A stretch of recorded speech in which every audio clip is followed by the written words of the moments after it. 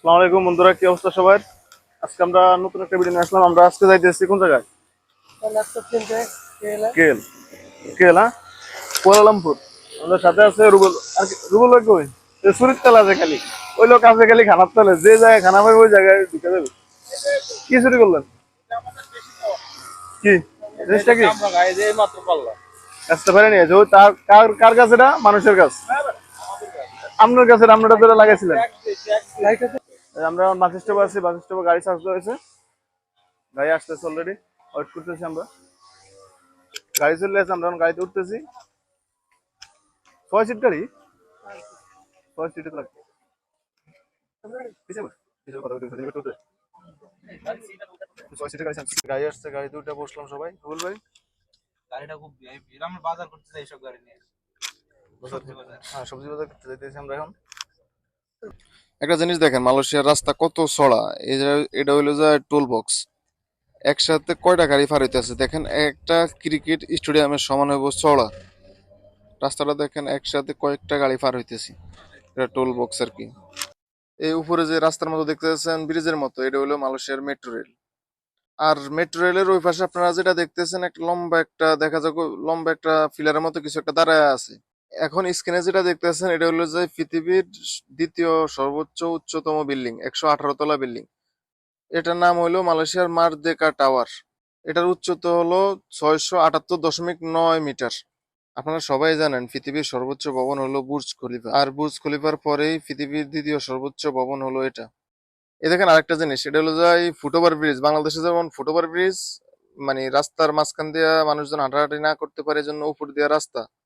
এই দেখেন foot over bridge কত সুন্দর দেখা যায় আপনার। এগুলা চারপাশ দিয়া গ্লাস করা ঘরের মতো করে রাখছি দেখেন। আর চারপাশ দেখেন কি সুন্দর গাছ দিয়ে সাজানো।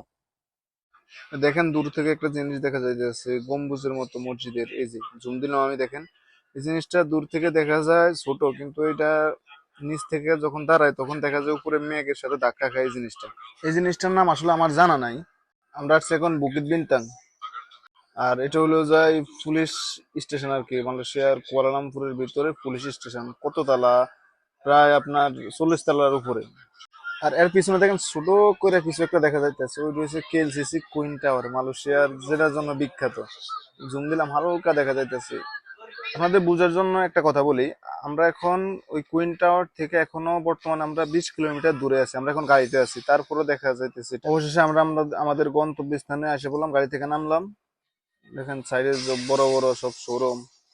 আমরা হাঁটে যাইতেছি আমাদের গন্তব্যস্থানে, যেখান থেকে আমরা আমাদের ল্যাপটপ কিনবো। এই জন্য আমরা যাইতেছি ওইদিকে।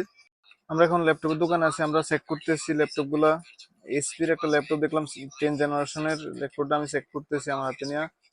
দেখতেছি সব কোয়ালিটি মোয়ালিটি সবকিছু আমি দেখতেছি।